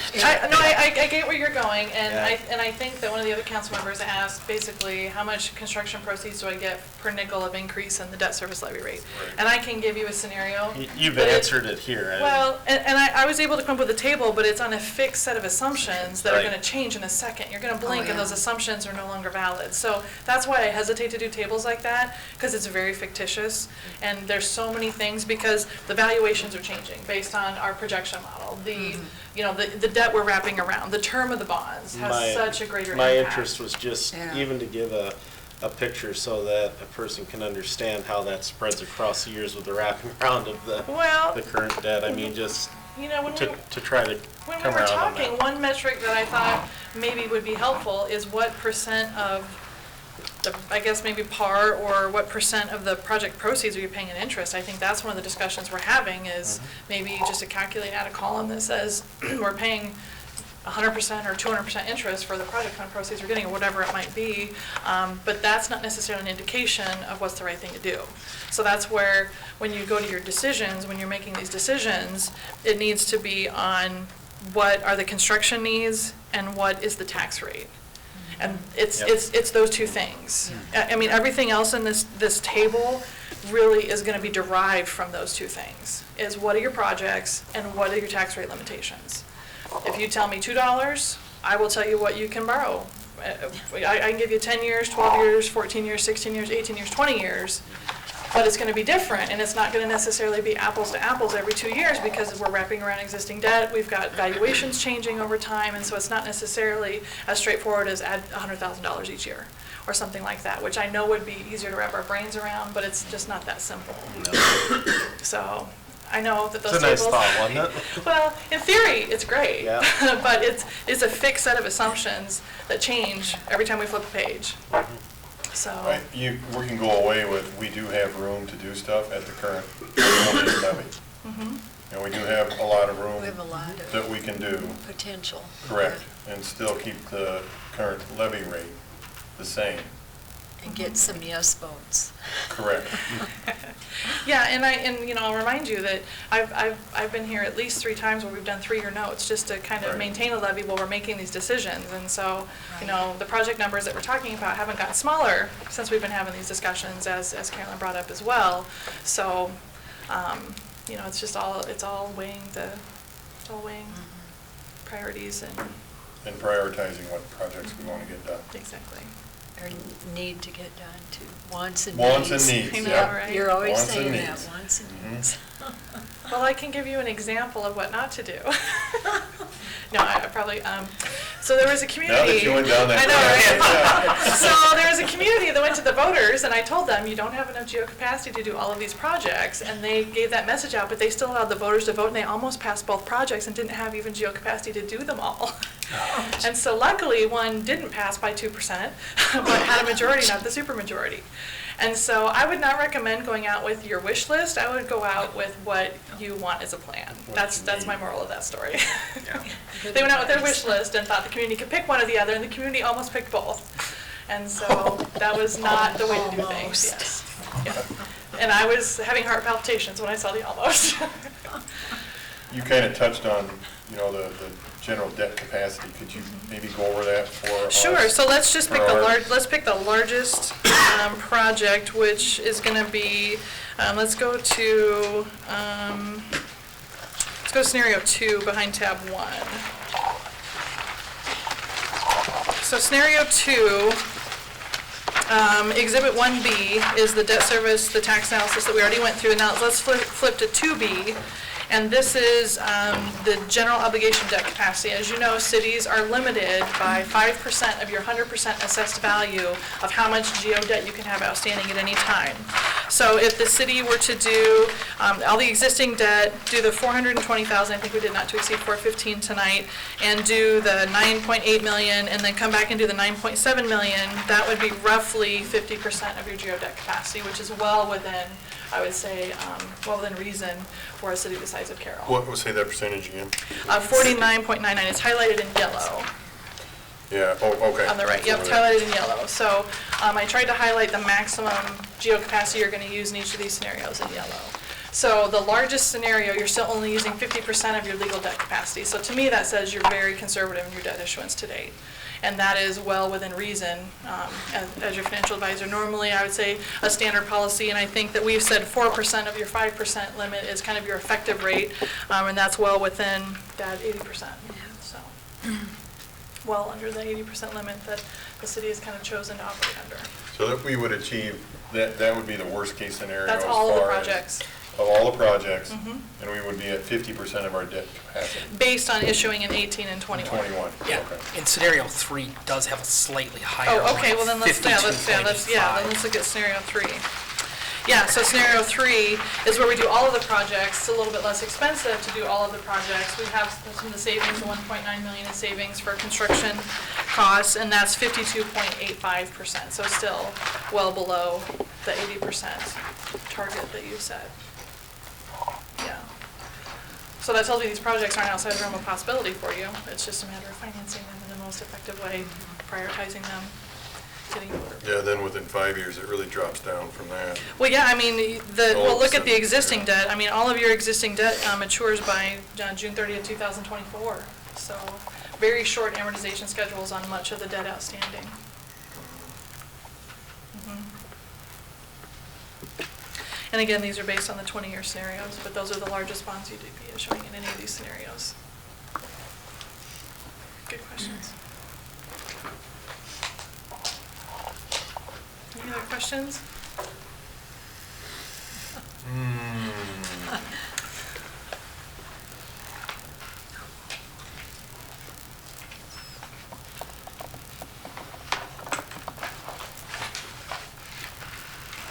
Feel like you're drinking from the fire hydrant yet? No, I'm Just You review get one slide for me again, and Sure. on the tables, you increase the interest every year. Yes. Yeah, you're just making that assumption. So municipal bonds are priced based on the MMD AAA scale. That's the municipal market index that is used nationwide for municipal bonds. And then I add a credit cushion. There's a certain percentage rate that you're going to pay for the credit. I'm assuming that to be the city's GO AA2 rating. And based on the size of the projects, either BQ or not bank qualified or non-bank qualified. If you issue 10 million or less in a year, it's considered bank qualified, which means that your local banks get an additional incentive to bid. And banks get, they get deductions, cost of carry of interest and things. If it's over 10 million in a year, then there's additional pricing considerations for non-bank qualified. It's different pricing based on those two metrics. And then I add some timing cushion, because if we're not issuing bonds between now and 2021, I feel like Chicken Little, but I think rates could go up. So I feel like Chicken Little saying rates are going to go up for the last 3 years, and they haven't, but they've started to slowly tick upwards. And so that is, and the pricing assumptions are always listed at the bottom of the bonds. And so when you see that bond maturity schedule, my pricing assumptions are always listed there. I think I used the February 23rd MMD scale last week. What do you see for the debt limit on cities? We have Percentage-wise, I meant. I would say the most common city set limit is 80%. The 4%, the 5% that you guys have. As far as utilization, we have communities, not necessarily that are our clients, but there are communities in Iowa that are issuing annual appropriation bonds to manage their limit because they're pretty much, they're knocking on the door of it and still doing projects. And there's something called annual appropriation where you only have to count what you appropriate for the payment that fiscal year. That's a clause that means you're not obligated to levy it, you're going to appropriate it each year, and there's obviously a pricing penalty associated with that. You're going to pay a higher interest rate for that. We don't do that here in Carroll. But as far as levy rates, I don't know if you're curious about what levy rates are around the metro, but I see anywhere from $4.50 to $1.75 around the metro, Des Moines Metro. You know, it's whatever, all around. Some of the growing communities have had to levy a little harder and are trying to get the valuation growth to reduce that levy over time, and some have had the same levy for many, many years.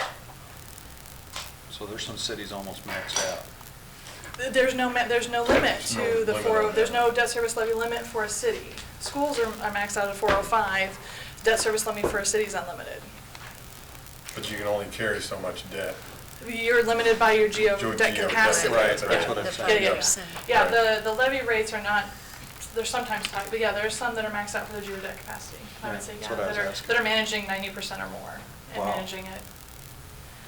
Yeah, that need growth to be able to do the issuances and stuff. Not many of our clients, but there are some, and their credit reflects it. I'll just say it that way. How much do they,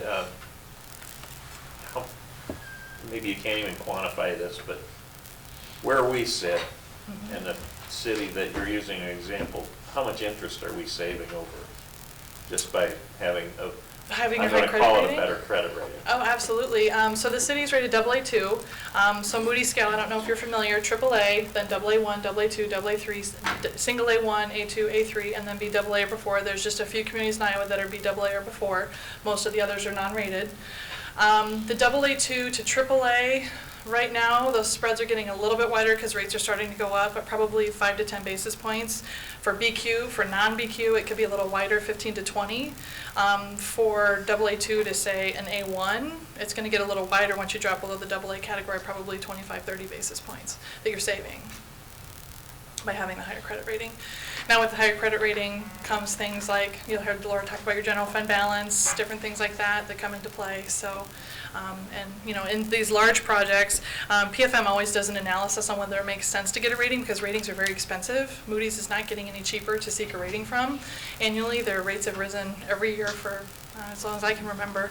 And so we always make sure that you're going to get if you're going to get the rating, that you're going to see the interest rate savings be more so than what you're going to pay for that rating fee. And the last few, I believe, have been non-rated because we haven't been able to get the savings to pay for that rating fee. These large projects, absolutely, especially if you're in a non-bank qualified area, you'll definitely get the savings. So. How good are those ratings for? Are they 5 years, 1 year? Well, the rating is related to the bonds. Bond, okay. Yeah, so I think that, was it 2008 the last time? I don't even think that we have a rating outstanding now.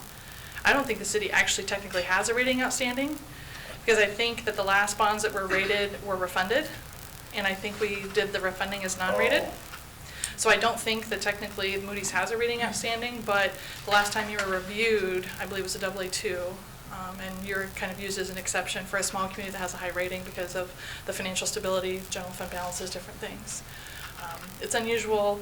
Moody's tends to penalize a little bit more so for being a smaller community versus a large metropolitan, but we don't have a lot of large metropolitan areas in Iowa. So even West Des Moines that's a AAA is very small by Moody's standards to be a AAA. Suzanne, is it 10 years before you refund, if you want to refund? Was it? It's the term that we set. Oh, Excuse me, usually we use a 7 to 8 year call. okay. We do set that, when the bonds are only outstanding for 8 years, we don't normally put a Right, quiet on there. right. But for the long, mhm. like, didn't we refund the aquatic center?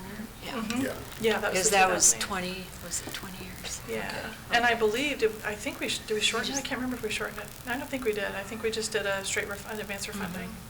We Yeah, got it's savings on still- that. And we did non-rating and then got very good savings on that refunding. Okay, thanks. Mhm. Yeah, that's been tested a little bit more. The market you can sneak in a 5-year call, but usually you have to pay for it a little bit. But I've seen a lot less of a penalty for a 5-year call in the last couple months. We did a couple deals that had a 5-year call for other reasons. They had some projects they wanted to add in with the refunding. And there wasn't much of a pricing penalty, like maybe 5 basis points. So that's definitely something to consider, especially if we're going to do an 18 and then come back and do a 21 or something like that. We can always look at different things like that and test the market at the time. But those are set at the time you issue bonds. Oh, okay. Those call dates are set Oh, when you they issue the are. bonds, Okay. yes. Thank you. Yeah. Good questions. So I'm here for, pick my brain.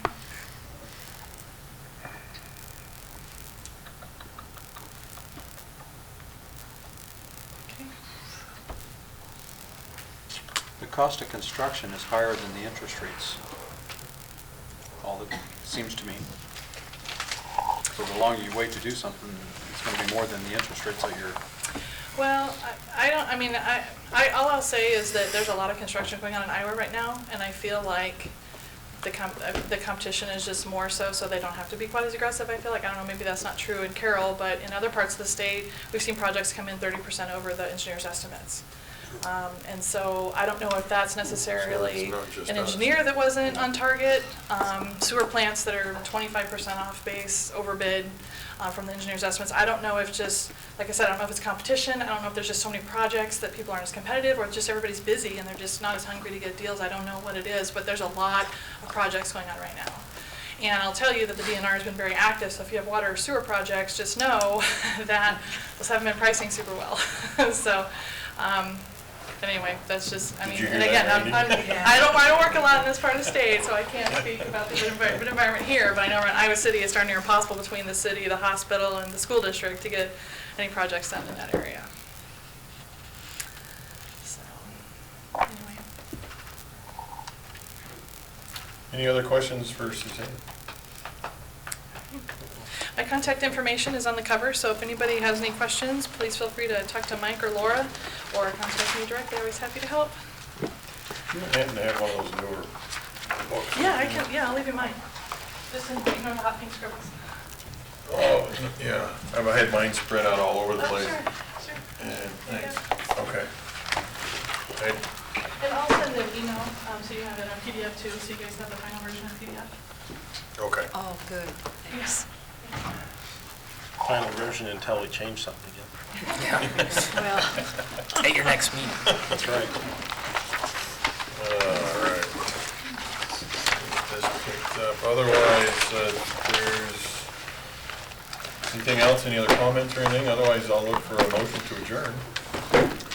Well, What are you looking for? Well, I guess the question I would ask is, You want it? you know, I think the discussion today is interest rate versus projects. And how do we get to the point that we're making that decision? Now, my guess would be it's probably a combination of both, and I said interest rate, I apologize, levy rate.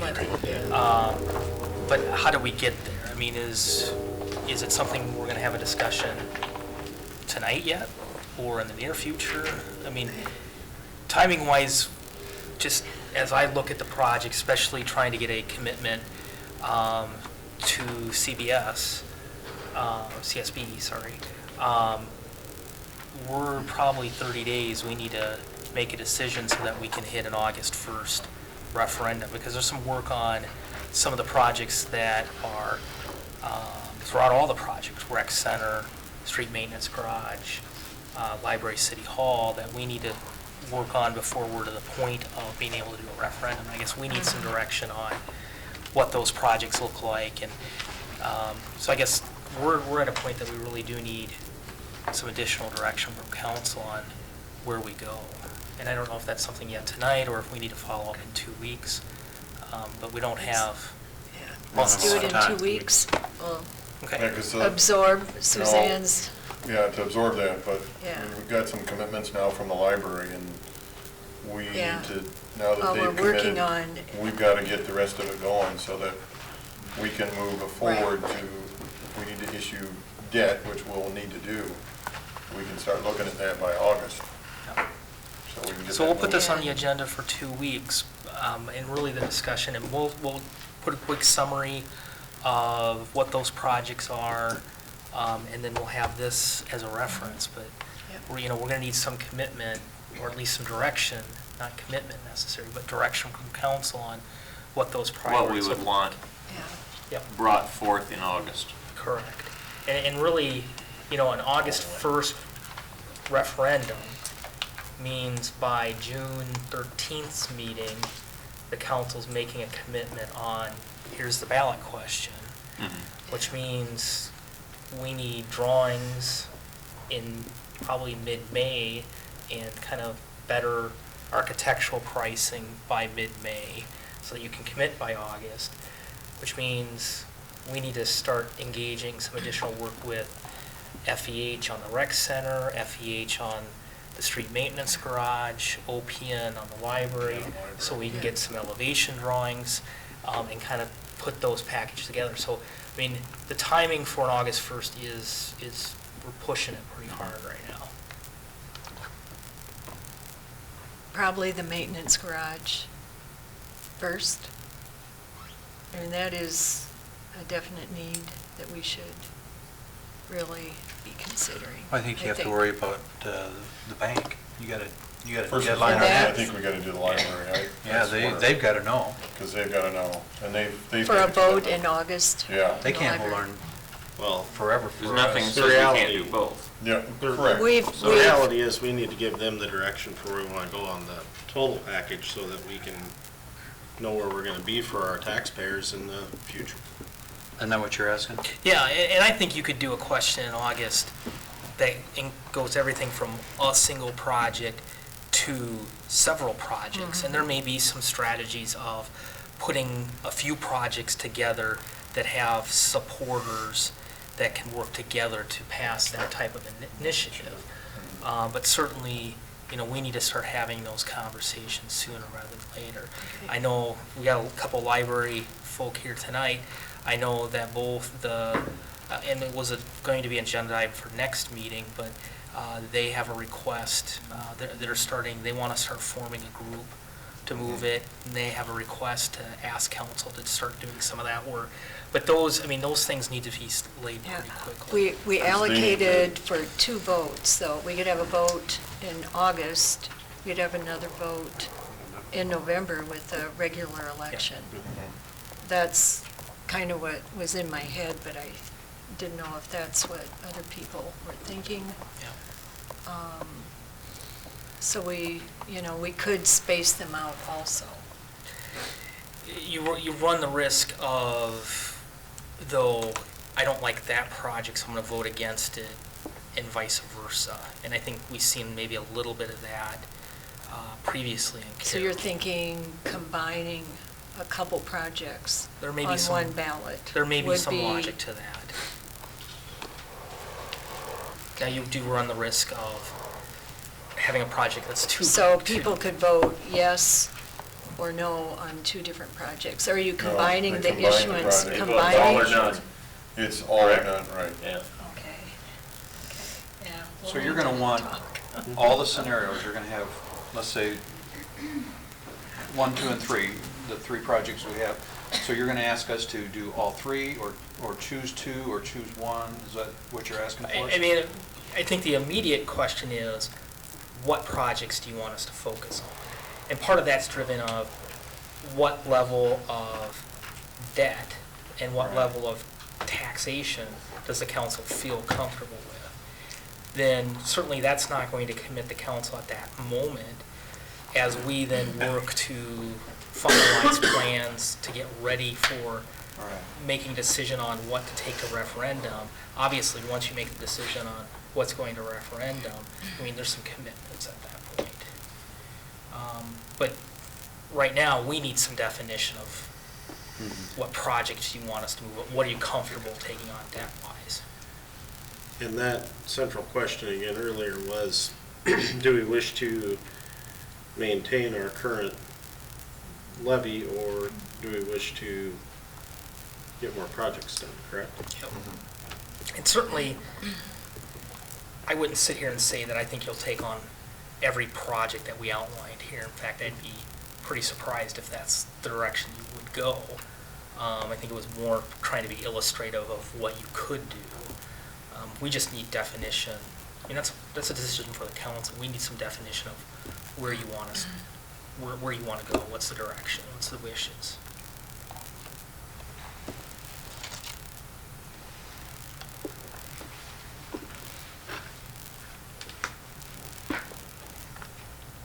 So you want that answered by In 2 weeks. 2 Yeah, weeks? And you're going to give us stuff to look at in between now and then to figure that out? Yeah, we can give you a list of projects and kind of break them out. We'll give you some best guesses on inflationary if you did them immediately versus down the road. That would be When- helpful. Yeah. When will OPN be back for their second meeting to discuss cost savings?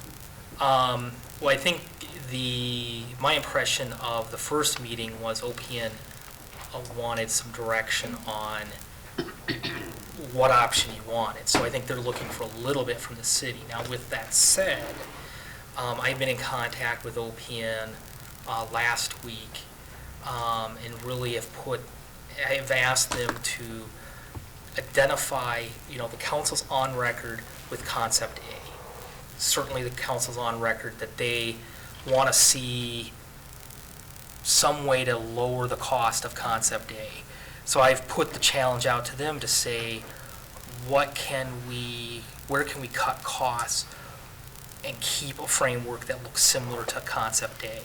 And I went through the report and myself had identified a little over $500,000 of cost savings, and I've laid it back to them to say, where else can we save? And some examples like coming up here with the monumental stairs. That was an $80,000 stairwell. Stairwell 2 was a switchback open stairwell plan at about $20,000. Well, if you went and put a switchback stairwell instead of the monumental, you can contain that within the current footprint, and you're going to save just in stairwell costs $60,000. I can't identify how much savings of not adding that addition there are, but there'd be some savings there. Identifying what if we don't have an elevator at City Hall because there's just storage in the bank basement. Now, there's pros and cons with that. Not doing a staff bathroom in the City Hall. Staff is now mad at me. Cowboys on the outside. Cowboy. Now, we still have restrooms in the new City Hall. But, What color? Pink and light blue. identifying, just saying we're going to reuse furniture more aggressively than what OPN suggested. We were going to wholesalely 100% replace furnishing. Well, I said we're only going to replace 2/3. We're going to keep bookshelves. We're going to keep my office stuff could still go.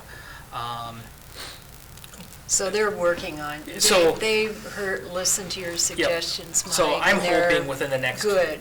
week or so that, and I think what they've said they would look at it, they're not going to be able to give down to a concept level breakdown, but they're going to make some suggestions and, some broad items that we Well, their can add. appendices were broken down so minutely by all the different segments of both buildings that I think you've given them some good directions and they can go into that book.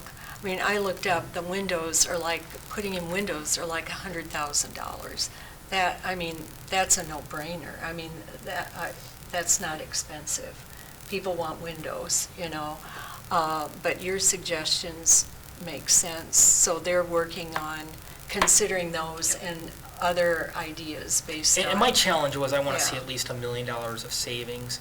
Now, OPN's cautionary said they're not sure they can get to that level, but hopefully we'll get some good Sure. suggestions from them. Right. We need a useful library.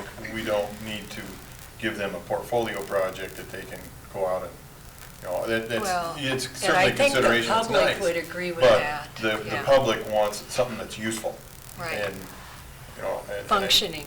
A functioning library, Yes, correct. Yeah, good. And, the library trustees have committed, they've made a commitment, big commitment. I think then we need to continue to go and keep them at the forefront, because this is a project there's a time window for this one. So, So will they have those numbers for us by our next meeting? I can't guarantee it. I would hope. Push. We almost I will- have I will to keep- have Well, I mean, if Right. we're gonna plan Don't we what we're almost have to voting have those for, numbers to make a they decision? need to, So they we're at need least, to Pretty come close. up. we're at least in agreement that the library will be on this first ballot. I would. Yeah, I believe so. I would expect, I- yes, Okay. because we've got commitments from 3, 4, from CSB, the trustees, the foundation, and us. So that would be my expectation. So you're Right. looking at the street maintenance facility in the first one and rec center improvements on the second? If that's what we need to do, yeah. And that, So we're gonna go with look at it, concept yeah. A on this. Correct.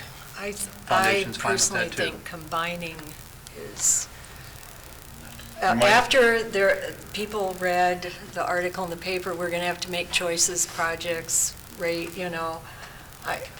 I've had a lot of conversations in person, over the phone, and just people in general, not a group or anything. I think people are always willing to give advice, but combining projects does not seem to be palatable to people who have taken the time, who read that article, and I'm just the messenger, so. I do have citizens that talk to me about improvements to the rec center. And we have discussed, if you combine the two together, you're gonna get people that want a good rec center, and you're gonna get people that want a good library. I think you're gonna probably get 70%. That would be maybe at least 65. Oh, you mean combine the rec center and the library? Because people want improvements to the rec center, and there's groups out there that want improvements to the library. Sorry, Randy, but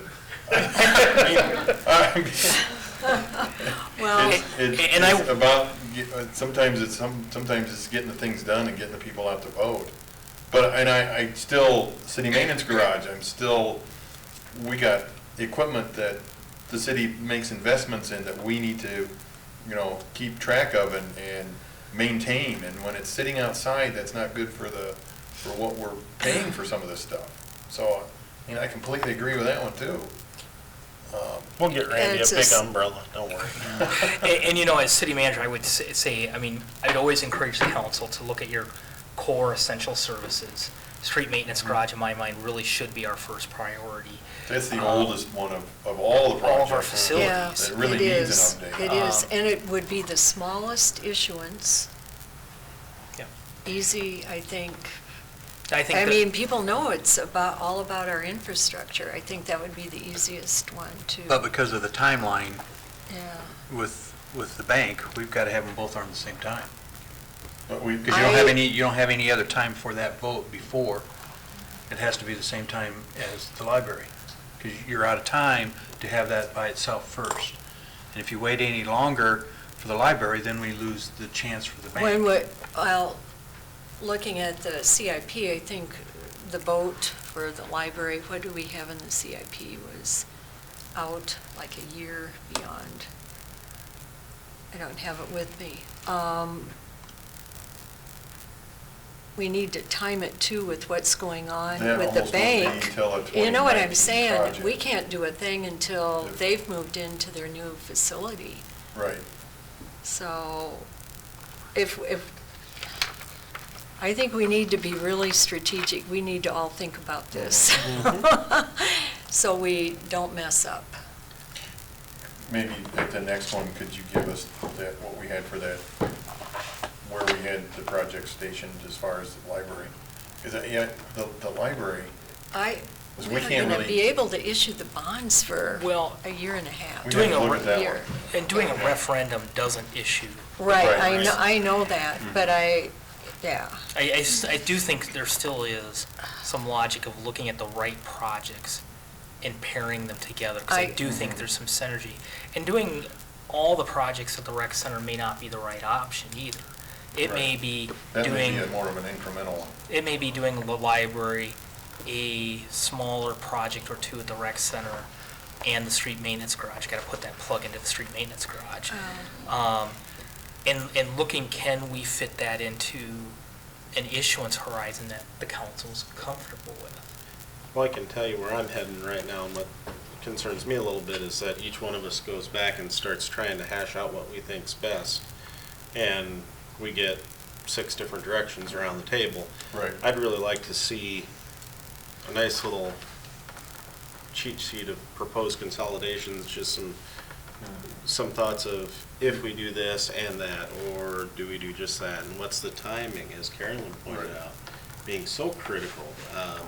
And not only the combinations, but also the individual projects. Does that make sense? Yeah, I was thinking that earlier. He has to have 3 projects and we need multiple scenarios. Right.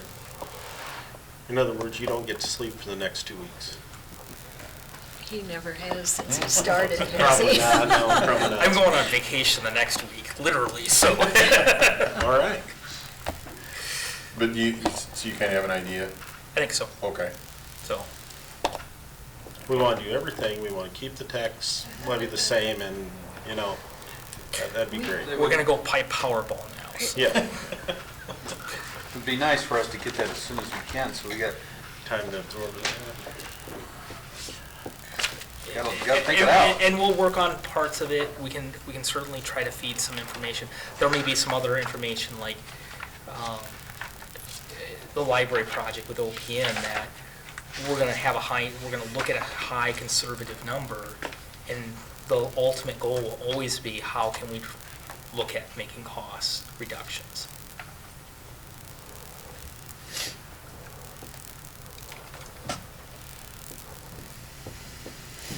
Okay.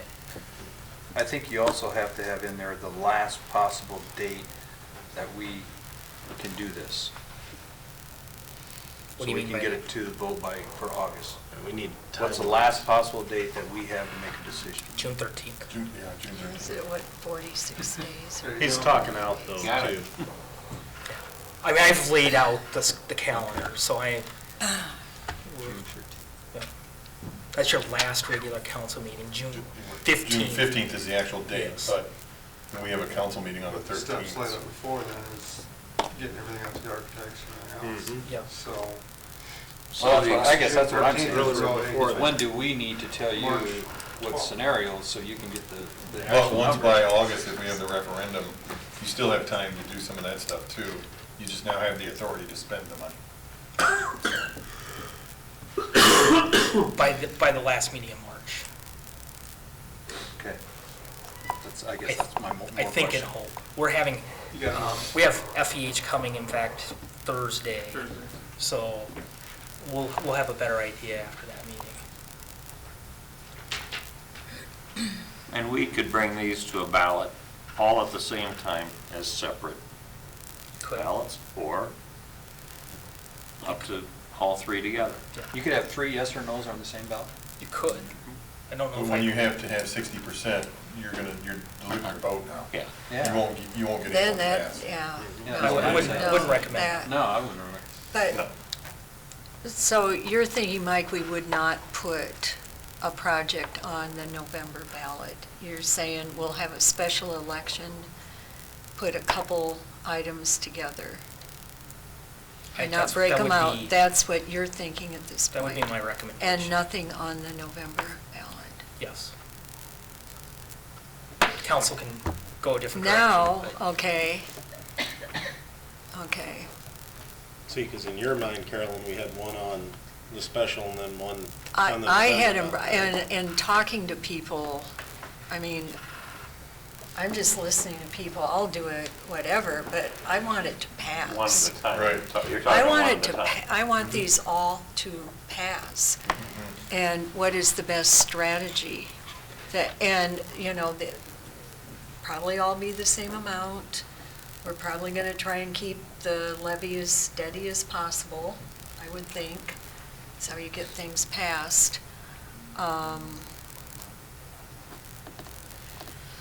We have a lot to think about. I think Carolyn's right. We need to have a lot of feedback from the public on this to help us out.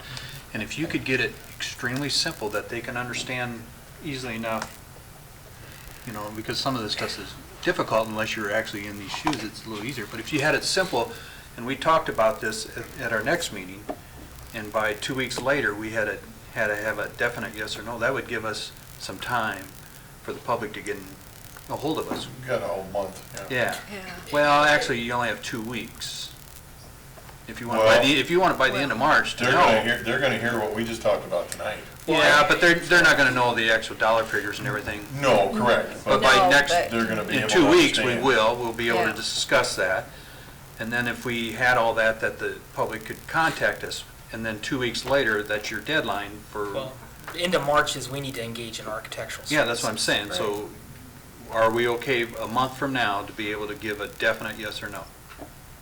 As long as we're also doing that with architectural services, yes. We're We- doing it at the same we- night. Boom, boom. Randy, So how you're far saying along 2 are weeks we from on now we the- need to know? I with the would architect's say yes. plans Well, that's- for the maintenance building? We had actual, Just feasibility study. it was just the We feasibilities. haven't got even to the preliminary. Okay. So that contract was feasibility.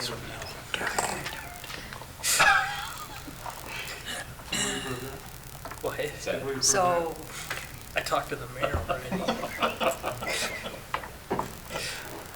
Well, that seems tough for us to get any feedback if they're not going to know and we're not going to know.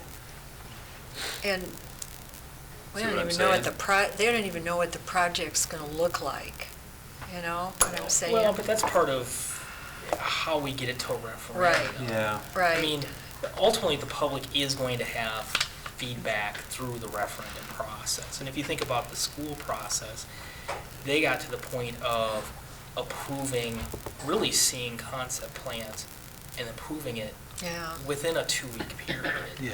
So Yeah, 'cause we're a lot of those talking didn't come about, out until right towards the end. Yeah. yeah, we're really talking about running a process of selecting the projects we want to further have a consider referendum. so that we can be in a position by mid-June to make a decision on what we want to be on a referendum. Oh, all So right. even a decision you make Okay. in March So is we have not- some We have a wiggle lot room. of, Okay. All right. I just, That makes staff more doesn't sense. want to chase Yeah. down, I think I have a list of 8 potential bonding projects within this whole. Yeah. We don't want to chase 8 projects because I don't believe that's where the council wants to be, is 8 different projects. So we need a little bit of guidance from council before, what do you want us to concentrate on? Gotcha. What's palatable?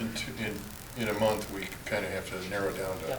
maybe 3 or 4. 2 weeks. 2 weeks, really. 2 weeks. 2 weeks. I think that's realistic. Yeah, that's- Your point is excellent, that we're really at the beginning of the process. We've got a lot of time, a lot of space for the public to get their input and help us form what their projects will be.